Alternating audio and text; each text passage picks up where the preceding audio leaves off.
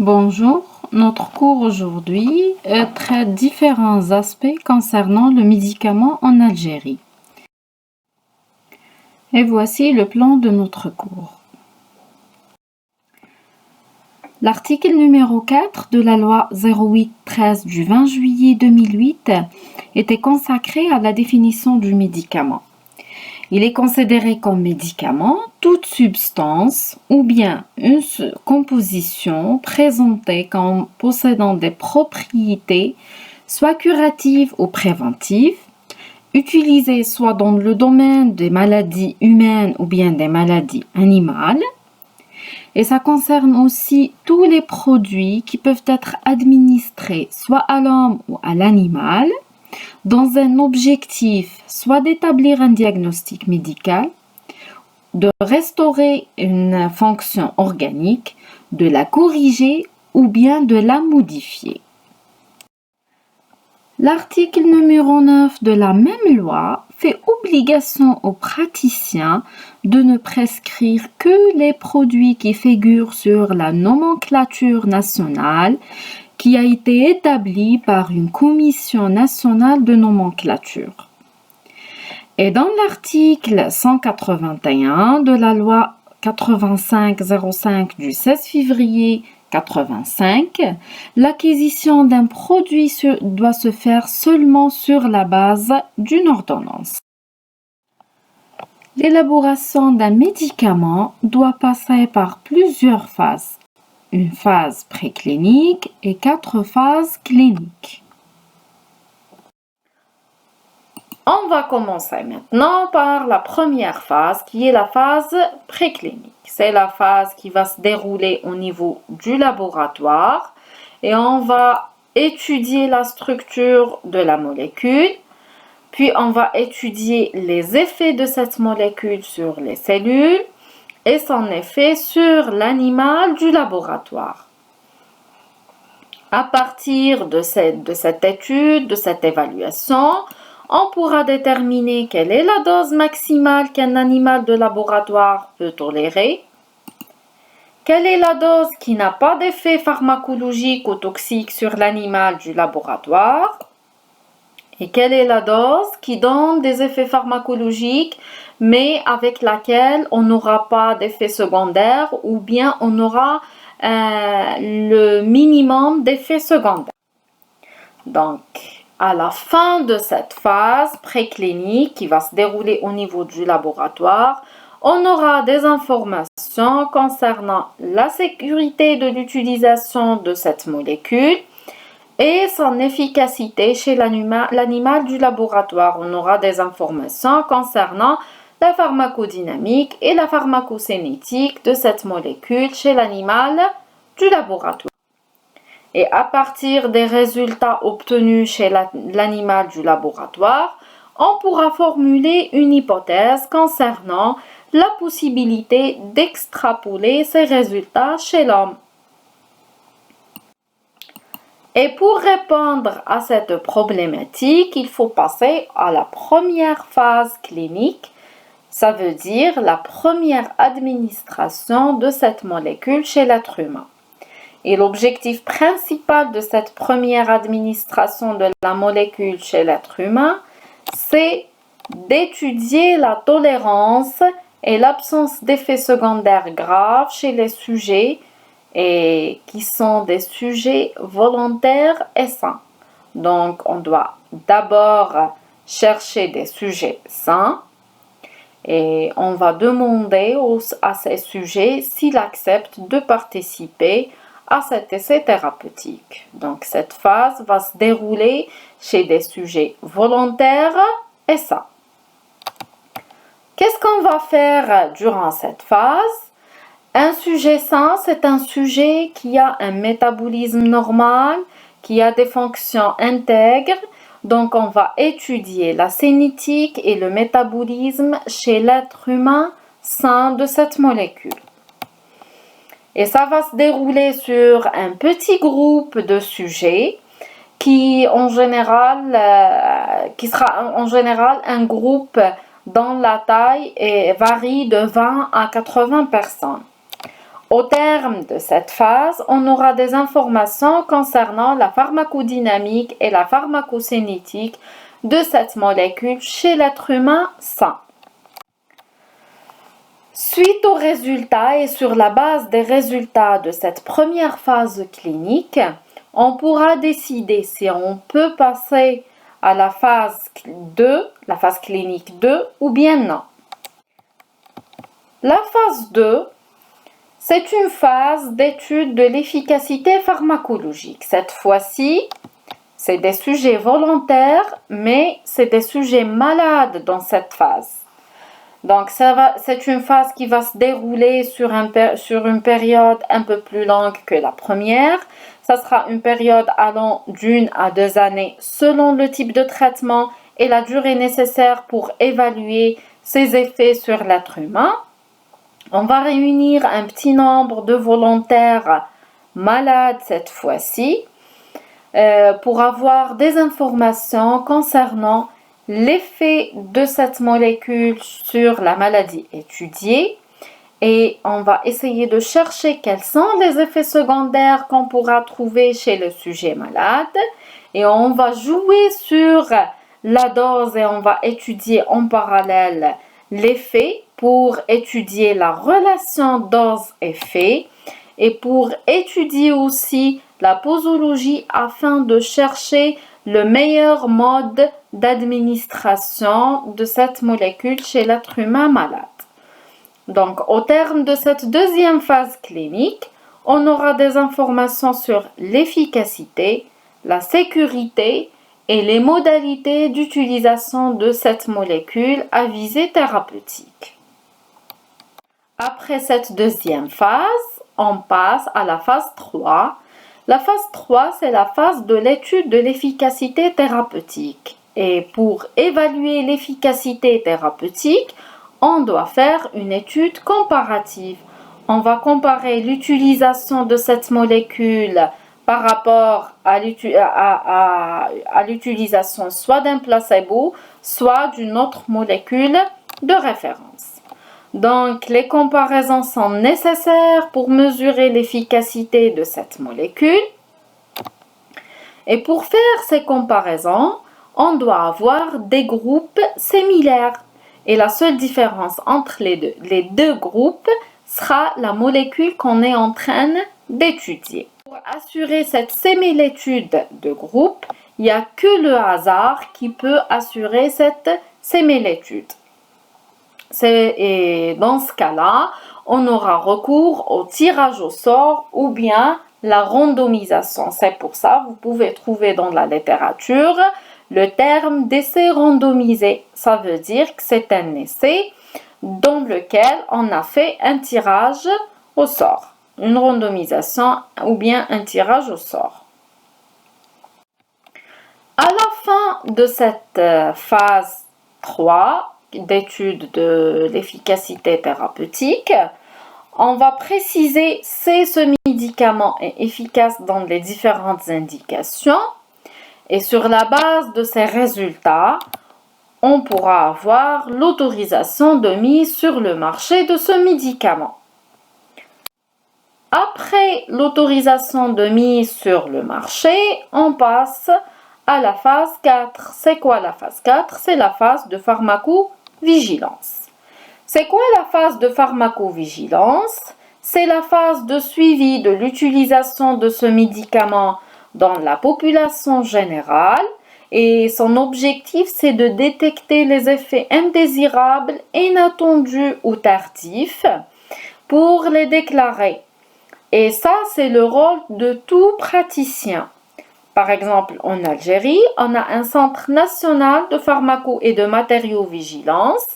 Et pour déclarer les effets indésirables liés à un médicament, vous pouvez le faire sur la page web du Centre national de pharmaco et de matériaux-vigilance où vous trouvez le formulaire que vous pouvez remplir en ligne et l'équipe du centre va traiter ces formulaires et va déclencher des enquêtes afin de chercher le lien de causalité entre le médicament et les effets que vous êtes en train de déclarer.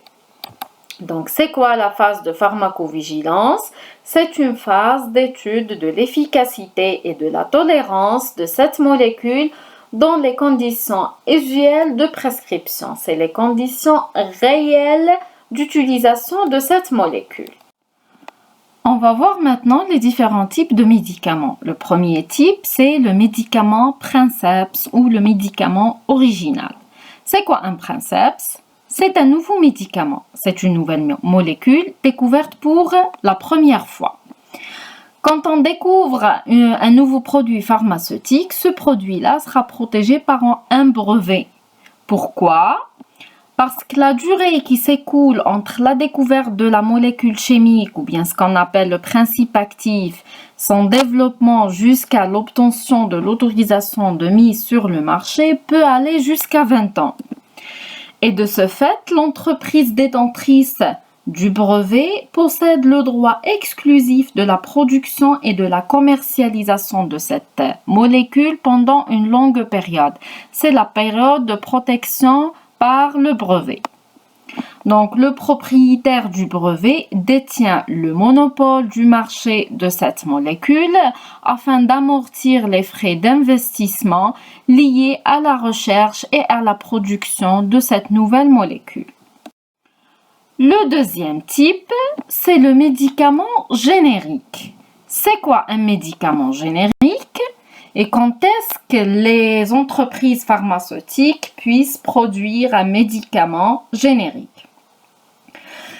Lorsque le médicament princeps perd la protection du brevet, après écoulement de la période de protection de ce brevet, toute entreprise pharmaceutique a le droit de produire ce principe actif et le commercialiser sous une autre marque déposée. C'est ce qu'on appelle le médicament générique. C'est un produit générique qui présente 3 dimensions. Le médicament générique est caractérisé par 3 dimensions. Quelles sont ces dimensions? La première dimension, c'est la dimension juridique. C'est que le médicament générique n'est pas protégé par un brevet et il peut remplacer un princeps. N'importe quel pharmacien a le droit de remplacer un médicament princeps par un médicament générique. La deuxième dimension, c'est la dimension thérapeutique. Sur le plan thérapeutique, le médicament générique est strictement identique au princeps. Il a les mêmes caractéristiques du princeps. Le troisième élément, la troisième dimension, c'est la dimension économique. Sur le plan économique, un produit générique est moins cher que le produit princeps. Il est parfois de 2 à 20 fois moins cher que le produit d'origine. Le troisième type, c'est ce qu'on appelle les produits génériques plus. C'est quoi un générique plus? Tout simplement, c'est des copies améliorées des médicaments existants. C'est un générique amélioré, que ce soit sur le plan de dosage, de la forme galénique, de la rapidité d'action, etc. Le quatrième type, c'est les médicaments essentiels. On entend par médicaments essentiels les produits inscrits sur une liste de l'OMS et ces produits sont choisis pour satisfaire les besoins sanitaires considérés comme prioritaires, surtout dans les pays pauvres. Concernant ces médicaments essentiels, on va les voir avec un peu plus de détails à la fin de ce cours. On va voir maintenant le médicament générique et l'évolution de son utilisation en Algérie. En 2008, le coût d'importation des médicaments était de 1,5 milliard d'euros en Algérie. Et le problème du médicament à l'époque était double. D'un côté, parce qu'on utilise essentiellement des molécules mères, des médicaments princeps, on est lié à des firmes pharmaceutiques qui produisent ces derniers et par conséquent, on est exposé à des périodes de pénurie. De l'autre côté, le médicament princeps est connu par son coût excessif. Dans ce contexte, vient le choix du générique comme une solution possible contre la pénurie d'un côté, parce que toute entreprise peut fabriquer le médicament sous forme d'un générique, donc ça va diminuer la pénurie. Et de l'autre côté, le générique, il est connu comme un médicament dont la qualité est reconnue et le prix est bas. Donc ça va diminuer le coût excessif lié à ce médicament générique. En Algérie, la majorité des produits à l'époque étaient des produits princeps, des spécialités. Et le plus souvent, ces produits ont des équivalents génériques. Pourquoi ne pas utiliser ces génériques du moment que leurs qualités ont été approuvées? L'utilisation de ce générique va entraîner une baisse de la facture du médicament. Et cette politique d'utilisation du générique était encouragée et elle est encouragée toujours par les organismes internationaux tels l'OMS, l'UNICEF, et c'est une politique adoptée par les pays riches comme la Grande-Bretagne, l'Allemagne, les USA. À l'époque, il y avait plusieurs obstacles à la mise en disponibilité sur le marché des génériques. Premièrement, c'est que notre marché est très lié à celui de la France. Le marché français offre peu de génériques. Le mode de rémunération des grossistes et des pharmaciens à l'époque y était basé sur un pourcentage de prix de vente du médicament. Et le prix bas d'un générique ne favorise pas son utilisation dans le cadre de ce mode de rémunération. De l'autre côté, il y a les habitudes des prescripteurs. Les médecins apprennent en général par mimétisme et ils apprennent par le nom de marque et non pas par le nom chimique. C'est pour ça qu'il y a un favoritisme dans l'utilisation des médicaments principaux. Il y avait plusieurs solutions qui ont été proposées et mises en application. La première, c'est d'adapter et compléter le dispositif législatif et réglementaire favorable au générique, tel le droit à la substitution en 2006. Deuxièmement, de renforcer les structures et les moyens de contrôle de la qualité des produits génériques et les comparer par rapport aux produits princeps. Troisièmement, de réduire les taxes douanières et les autres charges fiscales sur les médicaments génériques. D'appliquer le tarif de référence. On va voir par la suite c'est quoi ce tarif de référence et comment il va participer à la promotion de l'utilisation du médicament générique à travers essentiellement le fait de mieux rembourser ces génériques. Aussi, un élément très important, c'est de réviser le programme de formation et de renforcer la formation des étudiants concernant l'utilisation des médicaments génériques par une meilleure présentation des qualités de ces médicaments génériques et leur effet, leur coût par rapport aux médicaments princeps. Établir des modèles d'importation, de production des génériques par une meilleure coordination entre le public et le privé. Et la sensibilisation des usagers et des prescripteurs pour une meilleure utilisation du médicament générique. C'est quoi le tarif de référence? Le tarif de référence est institué sur la base d'une double expertise nationale et internationale et en se fondant sur une liste de médicaments arrêtés par un comité de régulation de ces médicaments et c'est une liste qui est mise à jour régulièrement. Le tarif de référence est appliqué sur la base des prix retenus parmi les médicaments les moins chers avec un nombre de génériques suffisant. En général, à partir de 3 génériques disponibles pour un médicament princeps, on peut calculer un tarif de référence. Et en plus d'une opération d'élargissement graduel de la gamme et de révision de prix. À chaque fois, il y a une révision de ce tarif de référence qui est en général toujours revu à la baisse. La logique de la politique du tarif de référence consiste à mettre en place un plafond de remboursement. Le tarif de référence qui figure sur les vignettes déconditionnement des médicaments signifie que c'est ça le plafond de remboursement de cette molécule. Et comment il est déterminé? À partir de la liste des médicaments génériques d'un produit Princeps, on prend soit le prix le plus bas, soit le prix moyen, soit le prix médian et on le fixe comme un tarif de référence ou bien un plafond de remboursement. Le tarif de référence de remboursement doit figurer, comme on l'a déjà dit, sur la vignette d'un conditionnement d'un médicament.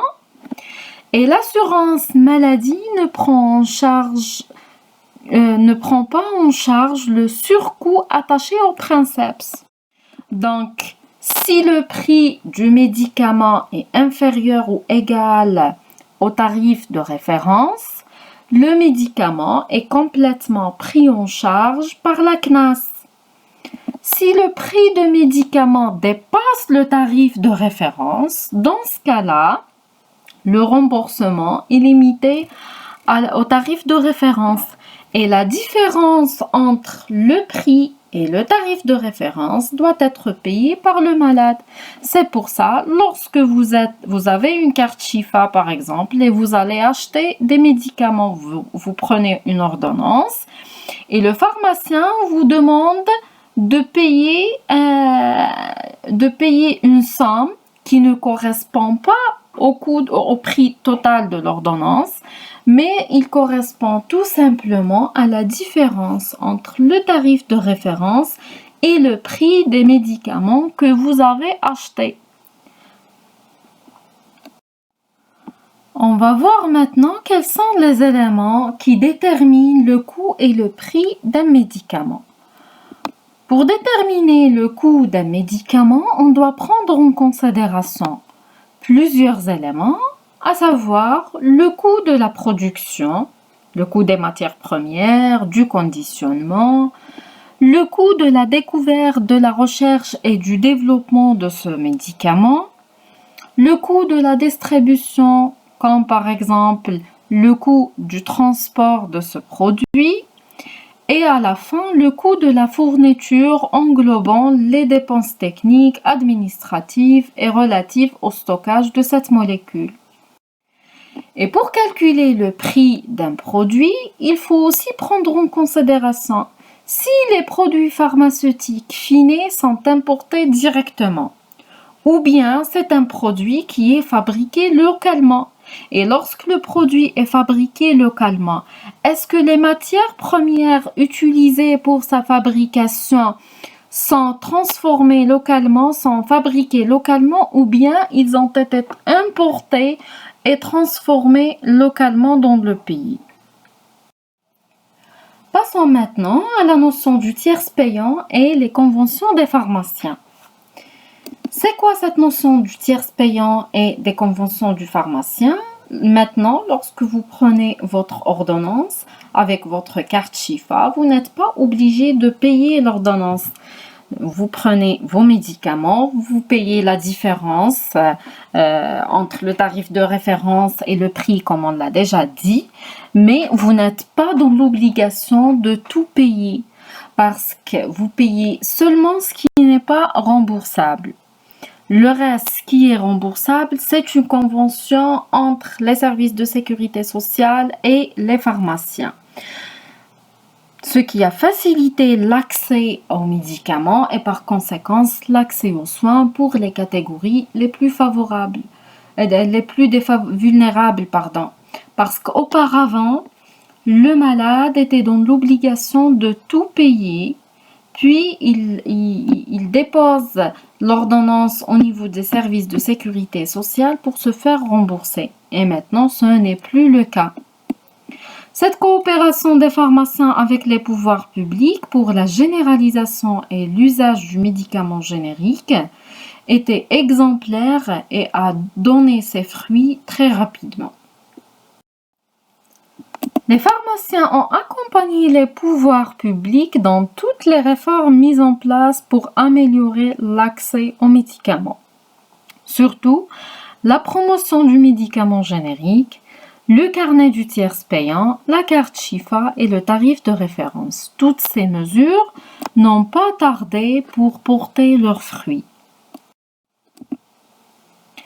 Et plus de 1000 médicaments ont vu leur prix baisser de 20 et jusqu'à 80% pour certains médicaments. Et entre 2004 et 2011, la consommation du médicament générique a augmenté et a passé de 34% en 2004 jusqu'à 38% en 2011. À cause de la politique du tarif de référence mise en place en avril 2006 et le droit de substitution. Aussi, il y a un élément très important qui a participé de cette baisse des prix et cette augmentation de l'utilisation du médicament générique, c'est les campagnes de sensibilisation qui ont été menées pour promouvoir la consommation et l'utilisation du médicament générique. On va voir maintenant rapidement l'évolution de la consommation des médicaments en Algérie. Malgré toutes ces mesures déjà citées, l'amélioration de l'utilisation du médicament générique, l'amélioration du remboursement sur la base de ce tarif de référence, la part de médicaments et de la consommation des médicaments dans les dépenses de santé en Algérie augmente de plus en plus. Elle représente toujours une part importante des dépenses totales de santé et des dépenses totales de la CNAM. Pourquoi cette augmentation des dépenses médicamenteuses? Il y a un élément très important, c'est la transition sanitaire. C'est quoi la transition sanitaire? Comme vous le savez, auparavant, c'est les maladies infectieuses qui dominent dans le profil épidémiologique des maladies en Algérie. Mais avec l'amélioration de l'état de santé de la population, avec le vieillissement de cette population, le changement du mode de vie de la population, les maladies chroniques ont pris de plus en plus une part importante au profit des maladies transmissibles. Et comme vous le savez, les maladies chroniques nécessitent des médicaments, une consommation de médicaments d'une manière continue et des suivis réguliers. Par exemple, un diabétique a besoin de son traitement antidiabétique d'une manière continue avec des contrôles réguliers. Un malade cardiaque, la même chose. Un hypertendu, la même chose. Contrairement à un patient qui a une maladie infectieuse, en général, il n'a besoin que d'une cure d'antibiothérapie et tout va rentrer dans l'ordre.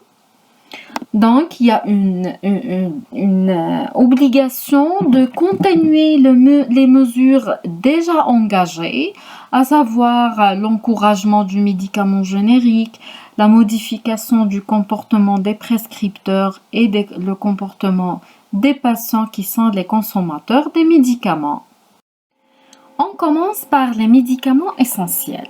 On les appelle médicaments essentiels parce que ce sont des médicaments choisis comme des médicaments qui servent à satisfaire les besoins qui sont considérés comme prioritaires d'une population en matière de soins de santé. On les choisit du fait de plusieurs caractéristiques. Premièrement, ce sont des médicaments qui ont une importance dans le domaine de la santé publique. On a dit que ce sont des médicaments essentiels parce qu'ils répondent aux besoins considérés comme des besoins prioritaires. On les choisit aussi parce qu'on a assez de données sur leur efficacité et leur innocuité. Ce sont des médicaments efficaces et leur utilisation est sécurisée. Et le troisième élément, c'est que ce sont des médicaments qui ont un bon rapport coût-efficacité. Et dans le cadre d'un système de santé fonctionnel, l'objectif prioritaire en termes de médicaments essentiels, c'est de les rendre disponibles à tout moment, avec une quantité suffisante pour la population, sous une forme appropriée, utilisable par la population et avec une qualité assurée dans les conditions usuelles de stockage et accompagnée d'une information adéquate. Et un élément aussi très important, c'est que le prix de ces médicaments considérés comme essentiels doit être accessible dans le cadre de ce système de santé qu'on considère comme un bon système et un système fonctionnel. En réalité, l'Organisation mondiale de la santé établit une liste modèle des médicaments essentiels. On va voir par la suite un exemple de cette liste. Et chaque pays doit déterminer quels sont exactement les médicaments qu'il considère comme essentiels selon le profil épidémiologique des maladies dans ce pays. Et l'accès aux médicaments essentiels est conditionné par plusieurs facteurs. Ces facteurs sont au nombre de 4. Le premier élément, c'est la sélection rationnelle de ces médicaments. Le deuxième élément, c'est que ces médicaments doivent avoir un prix accessible. Le troisième élément, on doit assurer un financement durable pour assurer la continuité des services. Et quatrièmement, le système de santé doit être un système de santé fiable et fonctionnel. Quels sont les critères de sélection de ces médicaments essentiels? Le premier critère, on choisit les médicaments pour lesquels il y a une preuve solide et satisfaisante de leur efficacité et de leur innocuité. Deuxièmement, on choisit les médicaments qui ont un bon rapport coût-efficacité. Et plus le médicament a des propriétés pharmacocinétiques meilleures, plus il a les chances d'être choisi comme un médicament essentiel. Le fait de l'existence d'installation, de fabrication ou bien de stockage local d'un médicament peut aussi être considéré comme un critère en faveur du choix de ce médicament. Et on choisit les médicaments aussi qui ont des formes qui garantissent une qualité et une biodisponibilité satisfaisante. Et plus le médicament est stable dans des conditions habituelles de stockage et d'utilisation, plus il a des chances d'être choisi comme un médicament essentiel. Et dans le choix des médicaments essentiels, on préfère les composés uniques. Les produits sous forme d'association peuvent être utilisés s'ils répondent aux besoins d'une catégorie de population bien précise. Pour la liste modèle de l'OMS des médicaments essentiels, elle est mise à jour régulièrement. Il y a auparavant une seule liste qui englobe les médicaments essentiels pour l'enfant et pour l'adulte. Mais après, avec l'augmentation du nombre de médicaments inclus, l'OMS a séparé la liste en deux parties. Une liste pour les adultes et une liste pour les enfants. La liste des médicaments essentiels de l'OMS est accessible sur le site de l'Organisation mondiale de la santé. Le téléchargement est gratuit et voici le modèle de la 21e liste pour l'adulte et la 7e pour l'enfant qui ont été publiés en juin 2019. Le dernier élément dans ce cours, c'est la prescription rationnelle. On compte sur vous, futurs praticiens, pour une prescription rationnelle. Et pour faire ça, le praticien doit prendre en considération plusieurs éléments. D'abord, il faut vérifier le motif de consultation. Deuxièmement, il faut faire un bon examen clinique de l'interrogatoire jusqu'à l'examen physique, de demander si c'est nécessaire des examens complémentaires, de prendre en considération les consensus s'il existe. Et à la fin, lorsque vous choisissez un médicament, il faut prendre en considération les caractéristiques du médicament, à savoir l'efficacité, l'innocuité, la qualité, le coût et le rapport risque-avantage. Voici un tableau qui résume le schéma général de la prescription rationnelle. Commencez d'abord par le motif de consultation. Il faut le classer, soit sous forme d'un diagnostic certifié dès le début, ou bien un tableau d'éléments cliniques, ou bien sous forme d'un syndrome ou de signes cardinaux. Votre conduite à tenir doit être méthodologique. Il faut faire un bon interrogatoire, un bon examen clinique, demander si c'est nécessaire les examens biologiques et radiologiques complémentaires à votre examen clinique. Vérifier si la prescription est nécessaire ou non. Et si vous allez prescrire pour ce problème de santé, est-ce qu'il y a des consensus nationaux ou internationaux connus pour traiter ce problème de santé? Et à la fin, lorsque vous arrivez à l'étape de la prescription, il faut voir ce médicament sous différents angles. Quelles sont les spécialités disponibles? Quels sont les médicaments disponibles sur le marché? Est-ce qu'il y a des génériques pour ce médicament? Quelles sont les indications, les contre-indications de ce médicament? Quelles sont les précautions à prendre lors de la prescription d'un médicament? Donc, tous ces éléments doivent être pris en considération lors de votre pratique quotidienne. Et bon courage!